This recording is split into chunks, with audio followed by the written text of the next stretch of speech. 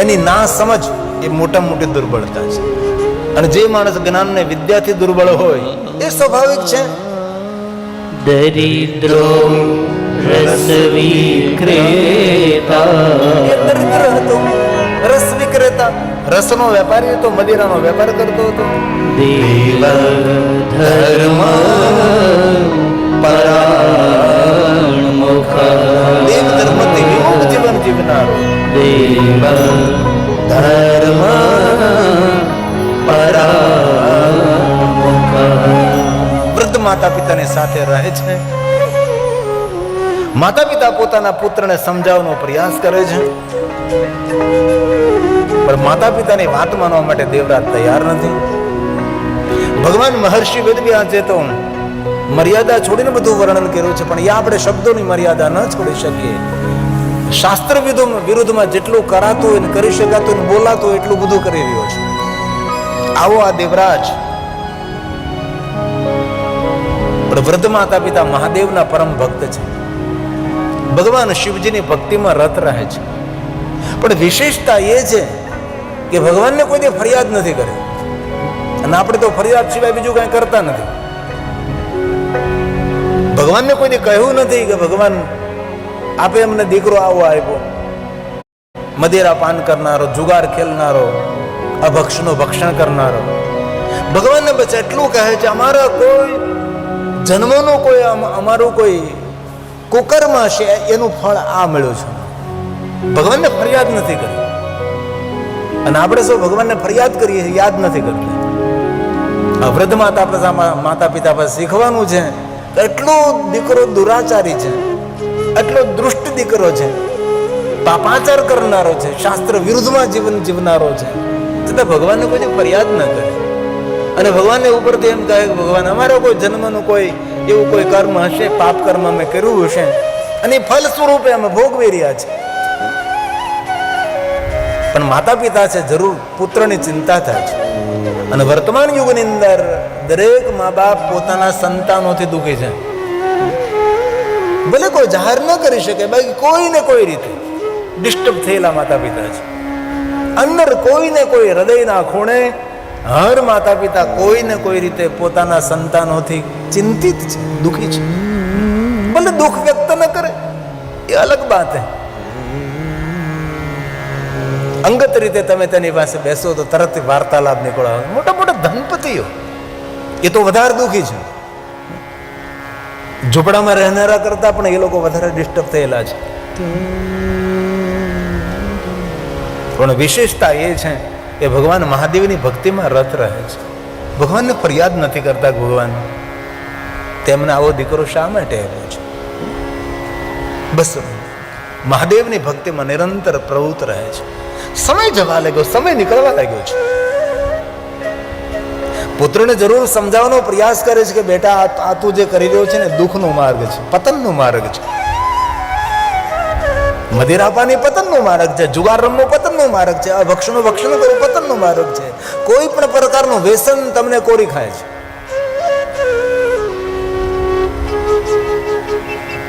એક ગામમાં હું કથા કરવા ગયો હતો અને પેલે શિવ મહાપ્રભુ ભગવાનનું સ્વાગત થઈ રહ્યું હતું. આ તાજું દ્રષ્ટાંત છે.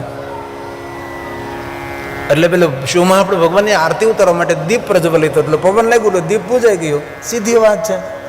મેં એક બાકસ માંગ્યું તો બધાય ભાઈઓ પોતાના ખિસ્સામાંથી બાકસ કાઢ્યા. બોલો, એના પરથી મને ખબર પડે કે આ બધા બીડીયું પીવે છે. કારણ કે બાકસ ક્યારે હવના ખીચામાં હોય ત્યારે જ હોય ને.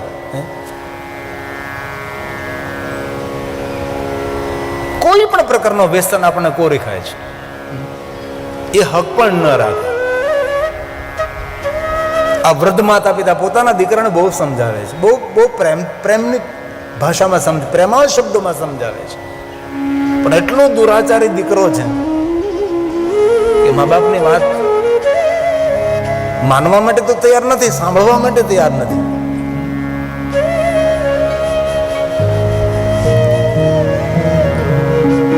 ચિંતામાં સમય વ્યતીત થતો રહે છે. અને મહાદેવની ભક્તિ કરતા કરતા આ વૃદ્ધ માતા પિતાનું મૃત્યુ થાય છે. આ દેવરાજ તો ખૂબ રાજી થયો કે સારું થયું ગયા, હવે કોઈ મને કહેનાર નહીં, રોકનાર નહીં, ટોકનાર નહીં. હવે તો ખુલ્લું મેદાન મળ્યું છે. મોટી મોટી ચોરી કરે, લૂંટફાટ કરે છે, ધન એકત્ર કરે છે.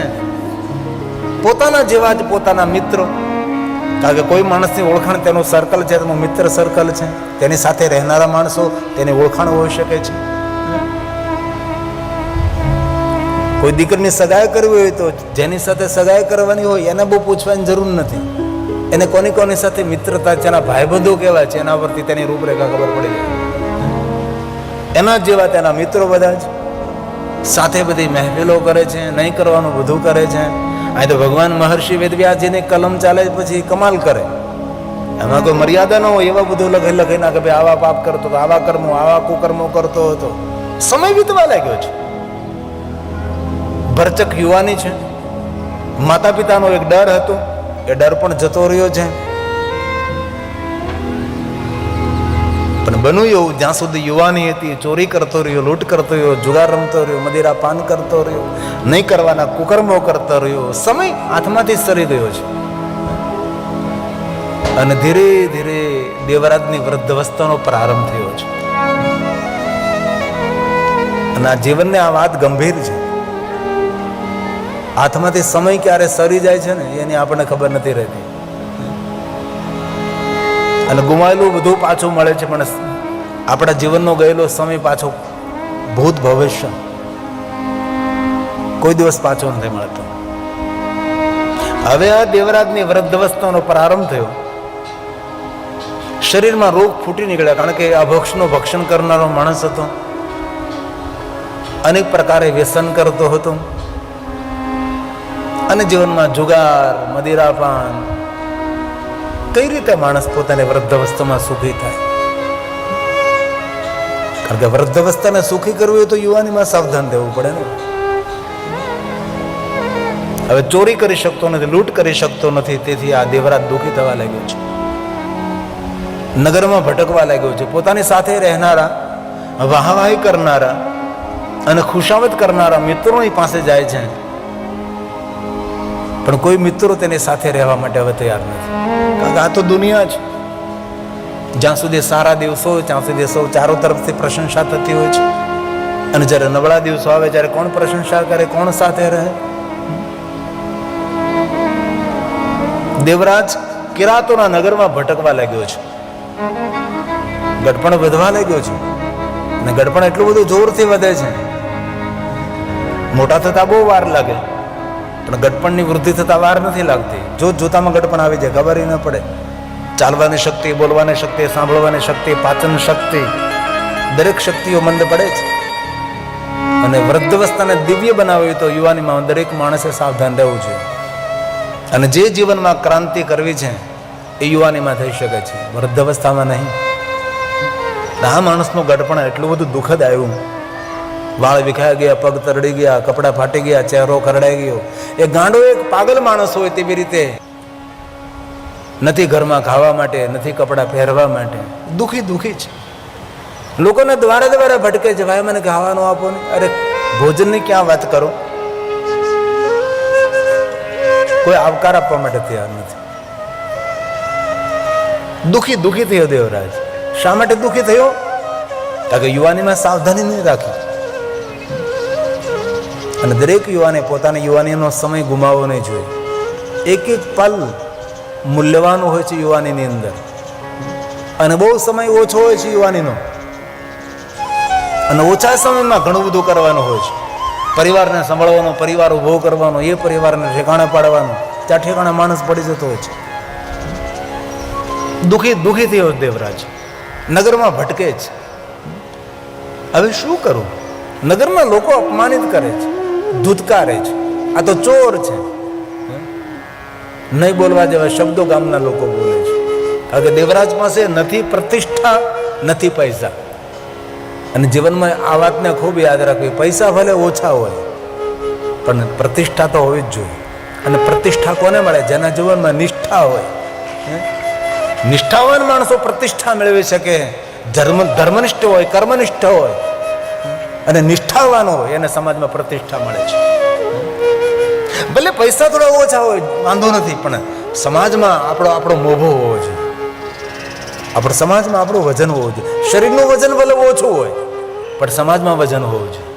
આમ 5 માણસો બેઠા ને તમારો પ્રવેશ થાય એટલે 5 માણસો ઊભા થાય એમ કે નહીં ભાઈ અહીંયા બેસો, અહીંયા બેસો, અહીંયા બેસો. આને જીવન કહેવાય.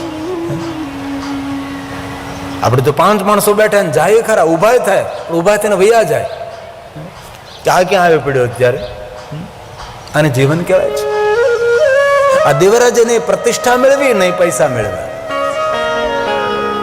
અને વૃદ્ધ અવસ્થાના ઉંમરે આવીને ઉભો રહ્યો, હાથમાં કાંઈ ન રહ્યું અને જાજે ભાગે માણસોની હાલત આ થાય છે. અને પછી વૃદ્ધ અવસ્થામાં રોવાના મજૂરો નથી મળતા. જીવનના દરેક કામો કરવાના મજદૂર મળે છે, દાડિયા મળે છે, દપડિયા મળે છે, પણ વૃદ્ધ અવસ્થામાં જે દુઃખી થાય રોવાના મજદૂર નથી મળતા. તેથી વૃદ્ધ અવસ્થા દુઃખદાયક હોય છે અને વૃદ્ધ અવસ્થાને દિવ્ય બનાવ્યું હોય તો દરેક યુવાને પોતાના યુવાનીમાં સાવધાન રહેવું જોઈએ. ગપ્પા મારી મારીને વ્યર્થ સમય ન ગુમાવાય, બેઠા બેઠા સમયનો વ્યય ન કરાય, વ્યર્થ વિચારો કરી અને માનસિકતાને ખરાબ ન કરાય, વ્યર્થ ચિત્રો જોઈને જીવનને બરબાદ ન કરાય. જીવનને ગંભીરતાથી જોવાની જરૂર છે. અને લગભગ સમાજની અંદર જોઈએ, લગભગ આજનો યુવાન બહુ જ ઓછો યુવાન પોતાના જીવન પ્રત્યે સતર્ક છે અને સાવધાન છે. બાકી દરેક યુવાન જ્ઞાન જ નથી, તેને ખબર જ નથી. આ દેવરાજની કથા જીવનને એક શ્રેષ્ઠ પ્રેરણા પણ છે.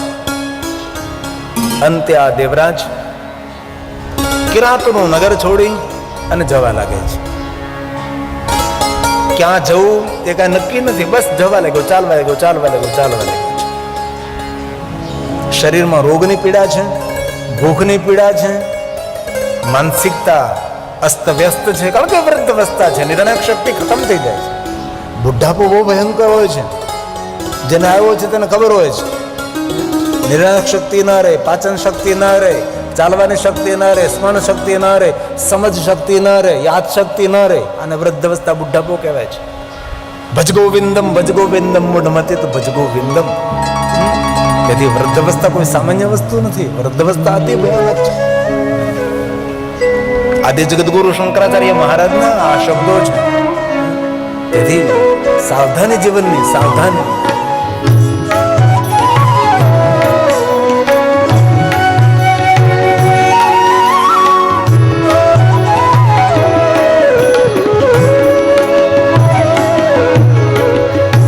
અંગમ ગલિતમ ફલિતમ મુંડમ દશન વિહીનમ જાતમ તુંડમ વૃદ્ધો યાતિ ગૃહીત્વા દંડમ તદપિન મુંચ ત્યાશા પિંડમ ભજ ગોવિંદમ ભજ ગોવિંદમ ભજ ગોવિંદમ મૂઢમતે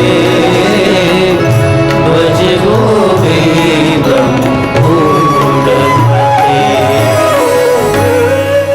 મતિ ભ્રમ નથી કરતા વડીલો કે હા યાદ નથી રહેતું, કઈ સમજણ નથી પડતી. આ છે વૃદ્ધ અવસ્થા. માર્ગમાં ચાલતો જાય, ક્યાં જવું કોઈ નિર્ણય નથી, બસ ચાલવા લાગ્યો છે. ભૂખ છે, દુઃખ છે, જર્જરિત શરીર છે, બુઢાપો છે, ચાલી શકતો નથી. પોતાનું ગામ છોડીને જવા લાગ્યો છે. માર્ગમાં જતો તો સુંદર એક દ્વાર જોયું. કોઈને પૂછવા લાગ્યો, ભાઈ આ દ્વાર ક્યાં ગામનું? કોઈ કહ્યું કે ભાઈ વૃદ્ધ આ પ્રતિષ્ઠાનપુર નામના નગરનું દ્વાર છે. આ નગરમાં દરેક લોકો પ્રતિષ્ઠિત લોકો રહે છે, શ્રેષ્ઠ લોકો, શ્રેષ્ઠ લોકો રહે છે. નગરમાં પ્રવેશ કર્યો, સુંદર મંદિર જોયું. કોઈને પૂછવા લાગ્યું મંદિર ક્યાં ભગવાનનું છે? કોઈએ કહ્યું ભાઈ મંદિર નથી, આ શિવાલય છે. પ્રશ્ન એ થાય શિવાલય ને મંદિરમાં શું ફરક હોય ભાઈ? જ્યાં દેવતાઓની પ્રતિમા સ્થાપિત કરી હોય તેને મંદિર કહેવાય છે, અને જ્યાં ભગવાન મહાદેવનું શિવલિંગ સ્થાપિત કર્યું હોય, આલયમ સર્વદેવાનામ તસ્માલિંગમ ઉચ્યતે, તો શિવાલય કહેવાય. શિવાલય છે ભાઈ, શિવજીનું શિવાલય છે, મહાદેવ બિરાજે છે. દેવરાજના મનમાંથી એવું જીવન મારું વીતી ગયું, ના મંદિરે ગયો, ના દેવાલય ગયો, ના શિવાલય ગયો, ના જિનાલય ગયો. ધીરે ધીરે શિવાલય તરફ તેના પગ ઉપડે છે. શિવાલયના પટાંગણમાં ગયો. કોઈ આચાર્ય દેવતા કઈ સુંદર મજાનું પ્રવચન કરે છે. કોઈને પૂછવા લાગ્યો શું થઈ રહ્યું છે. કોઈ ભાઈ આ ભગવાન મહાદેવનું શિવાલય છે, ગામના પ્રતિષ્ઠિત લોકો છે, ભગવાન મહાદેવના પરમ ભક્તો છે અને ભગવાન મહાદેવની કથાનું શ્રવણ કરે, મહાદેવની કથાનું શ્રવણ કરે છે. દેવરાજને થયું કે જીવન મારું પૂરું થઈ ગયું છે, ન દેવાલય શિવાલય, ન કથા સાંભળે, ન કીર્તન સાંભળે. અને દુનિયામાં ઘણા બધા એવા માણસો છે કે જીવન વયું ગયું તેને કથા નથી સાંભળે. તેથી ભલે આપણે કોઈને યાત્રા ન કરાવી શકીએ, પણ કોઈને પકડીને કથા સંભળાવી ને એ દુનિયાની બધી યાત્રા કરવાનું પુણ્ય આપનારું પુણ્ય છે. યાત્રા તો કોઈ ન કરાવી શકીએ આપણે, પણ કોઈને પકડીને ચાલ ને ભાઈ, એક ઘડી આધી મેં પુનિયાદ, તુલસી સંગત સાધુ કે કટે કોટી અપરાધ. જો જમીન મેળવવી, પૈસા મેળવવા એ દુર્લભ નથી. સારા સંતાનો, સારી પત્ની એ દુર્લભ નથી. દુર્લભ છે સત્સંગ, દુર્લભ છે સાધુઓનો સંગ, દુર્લભ છે સજ્જનોનો સંગ, દુર્લભ છે શાસ્ત્રોનો સંગ. એ દુર્લભ કહ્યું છે. ધન સંપત્તિ, સોના ચાંદી, હીરા મોતી, જમીન જાગીર, પદ પદવી એ દુર્લભ નથી. એ દુર્લભ નહીં. દુર્લભ આજે આપણે 3 કલાક બેસી એ આપણા માટે દુર્લભ છે, એ આપણા માટે શ્રેષ્ઠ છે. એવું નથી કહેતો, તુલસી કહે છે સંત સમાગમ હરી કથા, તુલસી દુર્લભ. તુલસી એમ કેમ ન કહ્યું ભાઈ? જમીન જાગીર દુર્લભ હોય, ધન સંપત્તિ દુર્લભ હોય, સોના ચાંદી હીરા મોતી દુર્લભ હોય. નહીં, એ સબ દુર્લભ નથી. જે આપણને અવસર મળ્યો છે એ આપણા માટે દુર્લભ છે. અને અંતરિયાળ ગામડું, હાવ ગામડું ગામ, અને વાગડ વિસ્તાર, ચારે બાજુથી સુંદર પવન આવે, એ પાછો ગરમ ગરમ. અને વાગડ વિસ્તારમાં વગડામાં આપણને કથાનો લાભ અપાયો એ રાઠોડ પરિવાર દિનેશભાઈ. ભલે બહાર ધોમ ધકતો તડકો છે, પણ કથા તો ઠંડક આપનારી છે, કથા તો શીતળતા આપનારી છે, કથા તો શાંતિ આપનારી છે. કોઈ આપણને પૂછે કથા શું આપે? શાંકરો પરમામ કથામ, કથા શાંતિનું દાન કરે છે. અને શાંતિ વેચાતી ન મળે. તેથી આપણા માટે દુર્લભ સોના ચાંદી હીરા મોતી પદ પદવી જમીન જાગીર એ દુર્લભ નથી. તુલસી એમ કહે છે કે જો કોઈ વસ્તુ દુર્લભ હોય, સંત સમાગમ હરી કથા, તુલસી દુર્લભ હો, સુખદારા અરુ લક્ષ્મી, પાપી કે ઘર ભી હો, પાપી કે ઘર ભી હો. કથામાં જઈને બેસી ગયો છે. કથામાં ચિત્ત નથી, કથામાં ભાવ નથી, કથા પ્રત્યે કોઈ આદર પણ નથી. બસ શિવાલય હતું, કોઈ આચાર્યજી કથા કહેતા હતા અને તેને સાંભળવું લેવું કે ભગવાનની કથા હોય ને ખાવા મળે, ભોજન મળે, પ્રસાદ મળે.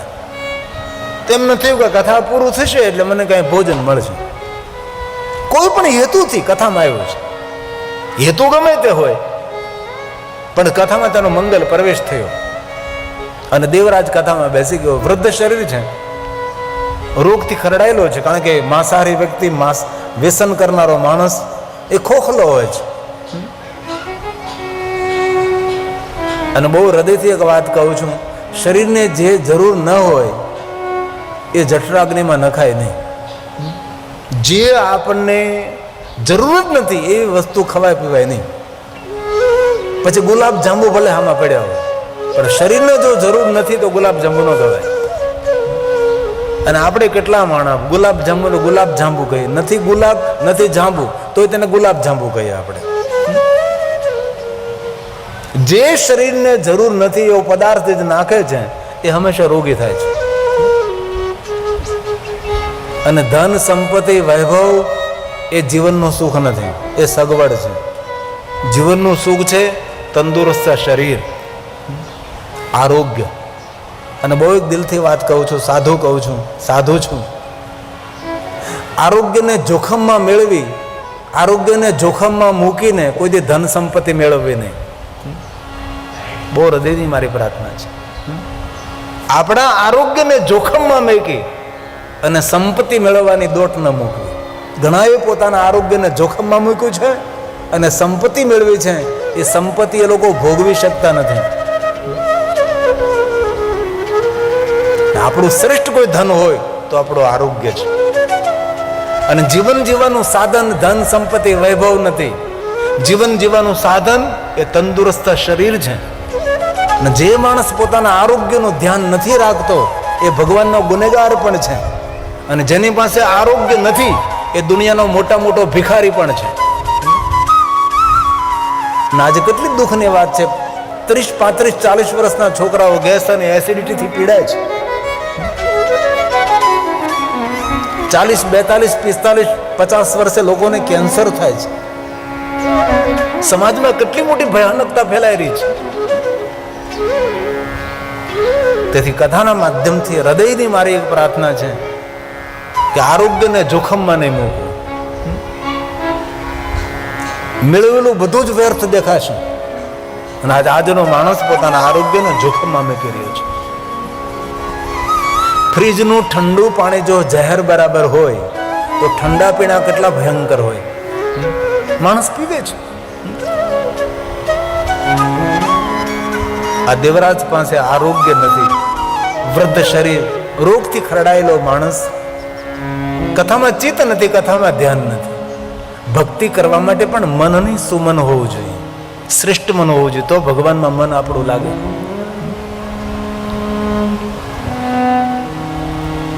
કથા સ્થળે ધીરે ધીરે શ્વાસની ગતિ અટકવા લાગે છે, શ્વાસની ગતિ રૂંધાવા લાગે છે.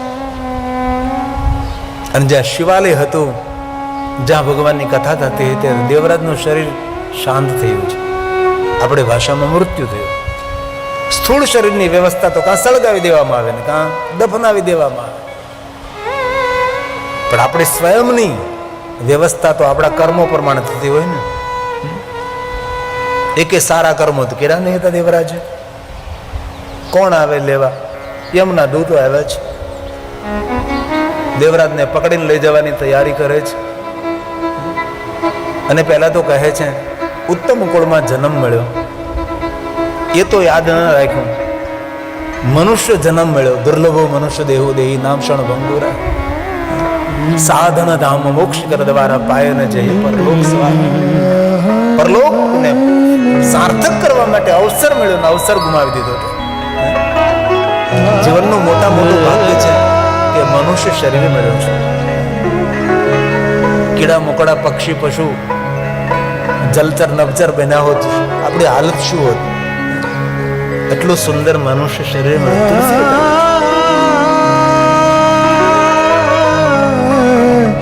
બડે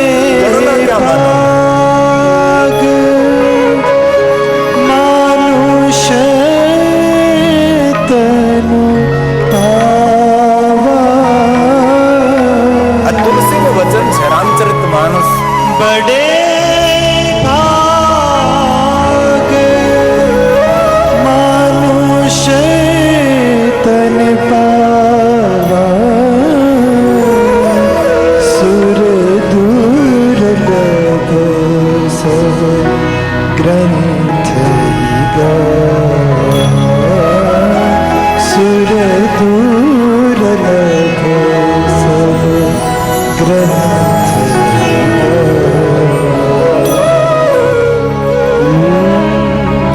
સાધન ધામ મોક્ષ કર દ્વારા.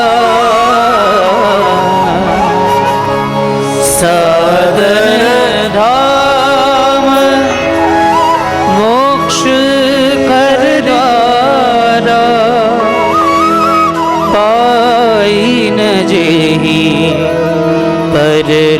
લોક સવારા પાઈને જઈ પરલોક સવારા. इसलिए अवसर मिला, लेकिन अवसर हाथ में से चला गया. यमना दूतो देवराजने ठपको આપે છે અને કહે છે અમે તમને યમરાજા પાસે લઈ જઈશું. 28 પ્રકારના નરકોની સજા ભોગવવાની છે. શિવ મહાપુરાણ ગ્રંથમાં નરકોનું વર્ણન છે. નરક બોલવું સહેલું લાગે, પણ એનું વર્ણન આપણે શાસ્ત્રોમાં સાંભળીએ તો આપણે ત્યાં આવું બધું છે. અને સીધી તે નરકનો અર્થ થાય જીવન જીવવામાં કોઈ રુચિ ન રહે એ નરક કહેવાય. ન અર્ક, ન ભોજનમાં રુચિ, ન હરવા ફરવામાં રુચિ, ન કોઈ સાથે વાર્તાલાપ કરવામાં રુચિ, ન સત્સંગમાં રુચિ, ન પૂજા અર્ચનમાં રુચિ. રસહીન જીવન ન અર્ક, એને નર્ક કહેવાય. ડિપ્રેશન, હતાશા, નિરાશા, ઉદાસીનતા, તણાવગ્રસ્ત જીવન, આને કહેવાય નર્ક. જીવે છે પણ મરતો મરતો જીવે છે, આને કહેવાય નર્ક. યમના દૂતો લઈ જવાની તૈયારી કરતા હતા. મહાદેવના ગણો પધારે છે. આદર સાથે કહે છે, હે યમદૂતો, ભગવાન શિવજીની આજ્ઞા છે ને મહાદેવની આજ્ઞા છે. આ દેવરાજને અમે ભગવાન મહાદેવના લોકમાં લઈ જઈશું. યમદૂતો સમજી ગયા ભગવાન શિવજીની આજ્ઞાનું ઉલ્લંઘન ન કરાય. માન સન્માન સાથે દેવરાજને સોંપી દીધો છે ને ભગવાન મહાદેવના ગણો શિવલોકમાં દેવરાજને લાવે છે અને મહાદેવની સામે ઊભો રાખે છે. અને દેવરાજનો પ્રશ્ન છે કે ભગવાન, નરકમાં જતો જીવાત્મા, દુઃખના દ્વારે ઉભેલો જીવ આ કૈલાસના દ્વારે કઈ રીતે, શિવ દ્વારે કઈ રીતે? ભગવાન, મેં તો કોઈ પુણ્ય કર્યું નથી, હું તો પાપી નહીં, મહાપાપી જીવાત્મા છું. એ સમયે ભગવાન મહાદેવ બહુ સુંદર પ્રવચન કરે છે અને શંકર ભગવાન જ્યાં જ્યાં બોલ્યા છે એટલું દિવ્યતાથી ભરેલું બોલ્યા છે. વ્યર્થ એક શબ્દ મહાદેવના મુખમાંથી પ્રગટ ન થાય. શંકર ભગવાન કહે છે, દેવરાજ, હું જાણું છું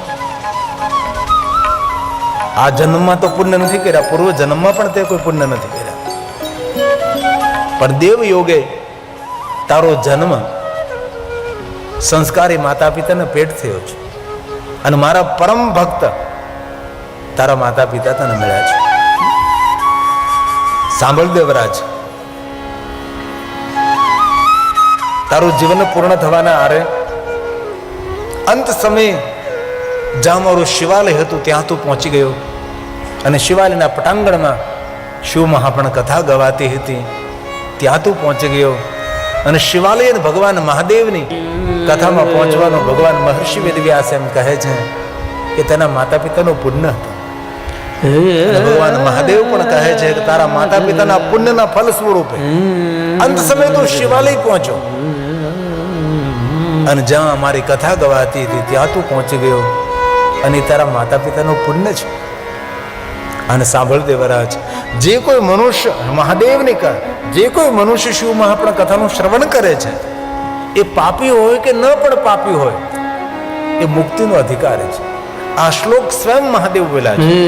શંકર ભગવાન સ્વયં દેવરાજને કહે છે કે દેવરાજ સાંભળ, ધન્ય શિવ પુરાણસ્ય કથા પરમ પાવની. જગતને પાવન કરનારી, મનુષ્ય માત્રને ધન્ય કરનારી, શ્રવણ કરવા માત્રથી મનુષ્ય મુક્તિને પ્રાપ્ત થાય. યસ્ય શ્રવણ માત્રેણ પાપીયાનપી મુક્તિ. ભગવાન શંકરજી મુક્તિ આપનારા દેવ છે. પછી પાપી હોય તો પણ ભલે, ન પણ પાપી હોય તો પણ ભલે, જે મહાદેવની કથા સાંભળે છે એ મુક્તિનો અધિકારી છે. ભગવાન વિષ્ણુજીએ શિવ મહાપણ ગ્રંથની અંદર દેવતાઓની સામે મુક્તિનો અર્થ કર્યો છે. મુક્તિનો કોઈ એક અર્થ નથી કે મર્યા પછી જ કોઈ ગતિ થાય એને મુક્તિ. ભગવાન વિષ્ણુજી દેવતાઓને કહે છે કે દેવતાઓ, મુક્તિનો અર્થ છે સ્વતંત્રતા, પરાધીનતા નહીં, પરતંત્રતા નહીં, બંધન નહીં. ભગવાન સ્વયં વિષ્ણુજીએ દેવતાઓને મુક્તિ માટે અર્થ સમજાવ્યો છે. આપણે તો મુક્તિ શબ્દ સાંભળીએ એટલે મેરા પછી કોઈ ગતિ થાય એને મુક્તિ કહેવાય. નહીં, મુક્તિનો અર્થ થાય છે બંધનમાંથી છુટકારો, સ્વતંત્રતા, પરાધીનતા, પરતંત્રતા નહીં.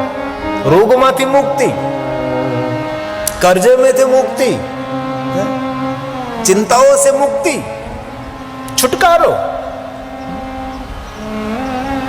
ભગવાન વિષ્ણુજીએ મુક્તિનો એટલો મોટો વિસ્તાર કર્યો છે ને આપણે તો એટલું સમજી બેઠા કે મુક્તિ એટલે મેરા પછી કોઈ ગતિ થાય. મેરા પછી શું થાય ખબર નથી. ઋષિ મુનિઓ એમ કહે કે ભાઈ આ બધા અનુમાન છે, અમે મારી ધારણા પ્રમાણેનું વર્ણન કરીએ છીએ.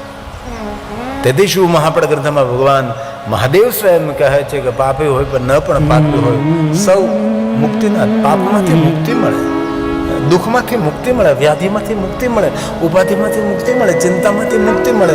માણસ મુક્ત થવા તડપડી રહ્યો છે, મને મુક્તિ મળે, મને છુટકારો મળે. ભગવાન સ્વયં મહાદેવ કહે છે કે જ્યાં મારી કથા ગવાતી હોય ત્યાં કોઈ મનુષ્ય પોતાનો પગ મૂકે એ પણ પરમધામનો અધિકારી છે. આ શ્લોક પણ સ્વયં મહાદેવ બોલ્યા છે. સદાશિવ મહાસ્થાન પરમ ધામ પરમ પદમ. પરમ ધામ પરમ પદ પામનારું આ કથા સ્થાન છે. જ્યાં ભગવાનની કથા થતી હોય ત્યાં માણસ પ્રવેશ કરે એ મનુષ્ય પરમ ધામનો અધિકારી છે. ભગવાન મહાદેવજી આ દેવરાજને મુક્તિ આપે છે અને ભગવાન મહર્ષિ વેદવ્યાસજી કહે છે કે આવો પાપ કરનારો માણસ પોતાના માતા પિતાના પુણ્યના ફલ સ્વરૂપે મહાદેવની કથામાં પ્રવેશ કરે છે, શિવાલયના પટાંગણમાં પહોંચે છે અને આ જીવાત્મા મુક્ત થાય છે. એક શ્લોકમાં દેવરાજના પાપનું વર્ણન કર્યું છે. માતૃ પિતૃ વધુવંતા. માતા પિતાને દુઃખ આપનારો છે, વધુવંતા. અને કેવા પાપ કરનારો આપણે તેનું વર્ણન ન કરી શકીએ. માતૃ પિતૃ વધુવંતા વૈશ્યાગામી ચ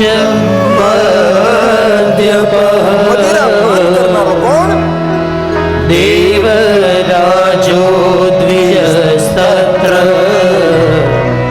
ગત્વા મુક્તો ભવક્ષણા. ગત્વા મુક્તો ભવક્ષણા. પાપી માણસ અજાણતા ભાવહીન જો ભગવાનની કથાનું શ્રવણ કરતો હોય અને એ પાપી જીવાતમાં જો મુક્ત થઈ જતો હોય તો આપણે ક્યાં દેવરાજ જેટલા પાપો કર્યા છે. અને ભગવાનની કથામાં અને ભગવાનના નામમાં તો અદભુત શક્તિ છે. ભાવ કભાવ અલખ આલસ નામ જપત મંગલ દિશી દસો. ભાવથી ગુભાવથી આળસથી પરમાર્થથી જે ઈશ્વરનું ભજન કરે છે 10 દિશા તેનું મંગલ કરે. દિશા 4 નહીં, દિશા 8 નહીં, દિશા 10. 10 દિશાઓ જેનો મંગલ કરતી હોય એનો ભલા અમંગળ કોણ કરી શકે છે? એવું નથી કીધું ભાવથી કુભાવથી પણ. રામ રામ નહીં, મરા મરા ઉલટા નામ જપી જગ જવાના વાલ મેં 10 દિશા મંગલ કરે છે. ભાવ કભાવ